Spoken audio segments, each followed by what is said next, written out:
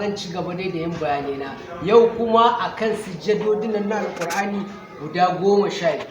11 ne a cikin ƙira imamu Warshi, amma ƙira imamu Hafsu 12 ne.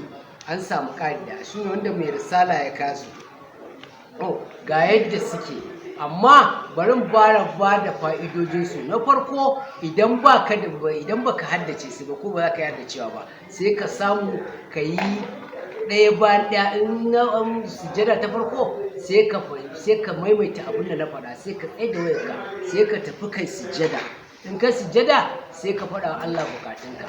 Amma ana so inda hali ka karanta la ilaha illa anta subhanaka inni kuntu minaz zalimina kafa 41 ka kai wa Allah bukatunka, ka kai wa Allah bukatunka. Ko kuma in ba wannan ba ka karanta sunan Allah 100 sannan ka faɗi bukatunka wurin Allah, Allah zai amsa maka. To ga yadda sujjadodin suka zo a cikin alkur'ani.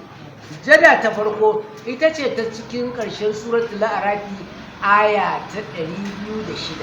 shine inda Allah yake cewa innal ladzina inda rabbika la yastakbiruna an ibadatihi wa yusabbihunahu wa lahu yasjudun. Sai ka tafi sujjada. Amma ita wannan sujjada fa ba bi ake ba kamar ta sallah, guda ɗaya ce. In kai ka faɗi bukatunka wurin Allah sai ka ɗago. Sai sujjada ta biyu ita ce cikin suratul ra'adi aya ta 15, inda Allah yake cewa wallahi yasjudu man fis samawati wal ardi taw'an wa karhan wa zilaluhum bil ghudwi wal asal. Sai ka tafi sujjada ka faɗa Allah bukatunka ka ɗauko. Sai aya ta uku ita ce cikin suratul nahl aya ta ayoyi 49 zuwa 50.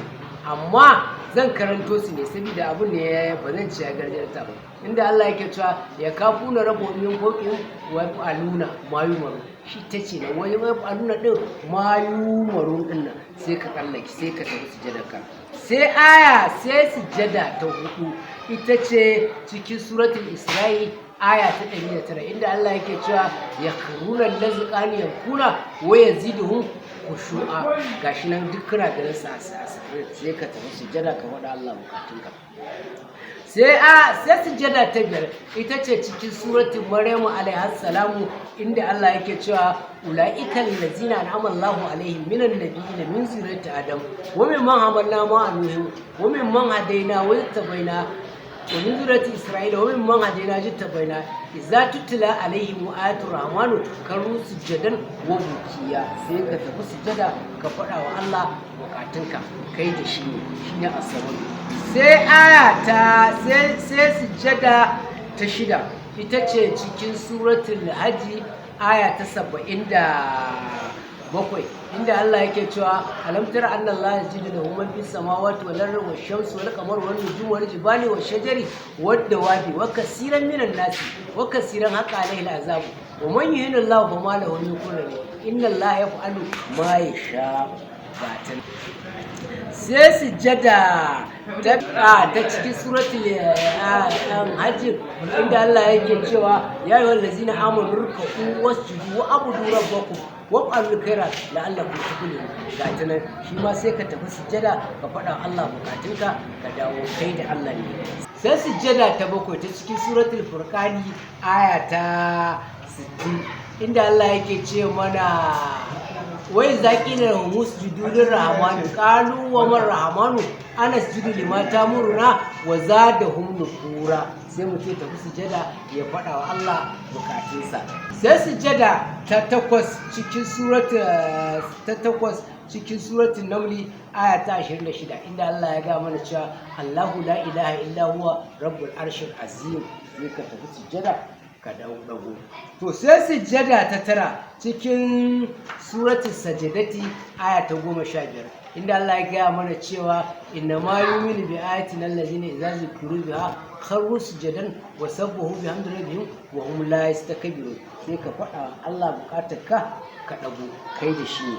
Sai sujjada ta 11 ita ce inda Allah ya gaya mana cewa wa zanna da buda cikin suratul sad a cikin kira Imam Hafsu. A cikin kira Imam Warshi kuma suratul Dawuda, inda doguwar doguwar sujada doguwar karatu ne, amma malamai sun yanke inda Allah yake cewa wa zanna Dawuda annama fatannahu fastaghfara rabbahu wa karrara raki'an wa ana, sai ka tafi sujada ka faɗa Allah bukatunka kai da shi ne. Sai sujada ta ƙarshe ita ce cikin suratul Fussilat, min ayatihi al-laila wan nahara wash-shamsu wal qamar la tasjudu lish-shamsi wala lil-qamar wasjudu lillahi allazi khalaqahunna in kuntum iyyahu ta'budun. sai ka tafi sujada kada. To anan akwai wata magana guda ɗaya, za a ce da sauran sujadodi ba a faɗa ba, a yadda malaman ne suka wannan ni na ɗauko na bayani, amma akwai cikin suratul najmi aya ta 60 karshen ta inda Allah yake cewa fasjudu lillahi wa abudu. To wannan an ce gairar maliki ne, amma za ka yi ka iya. Sannan sai kuma cikin suratul alaq inda Allah yake cewa kalla la tuqiu wasjudu qatalu. To wannan su ne abin da ya samu. Ina daɗa gaya maka kamar yadda kake ganin hotonsa a sikirin, mun ɗauko abu alƙur'ani mun yi underline ɗinsa domin ka gane. Idan muka ji ba mai karatu zai iya yin ta sujjada in ya zo wajen karatu. Idan ba shi da alwala malamai sun ce an so tsallake. Haka kai ma wanda kake sauraro in ya zo wannan wurin ka yana yi kai sai ka faɗi kai ma kai sujjada. In kuma ba ka da sujjada, in kuma ba ka da alwala ka iya tsallake ta. Wannan shi ne abin da muke ba na kawo na lalubo domin amfanin ƴan uwana ɗalibai wanda iyaye na malamai sun sani. To Allah ka cika mana burkan kuka biya mana bukatun mu. Hasbunallahu wa ni'mal wakeel, Allahu la ilaha illa huwa. Allah ka yi mana kunci da damuwa, ka kare mu dukkan abin da muke yi, ka biya mana bukatun mu, ka mana kyakkyawan ƙarshe. Subhana rabbika rabbil izzati amma yasifun, wa salamun alal mursalin, alhamdulillahi rabbil alamin.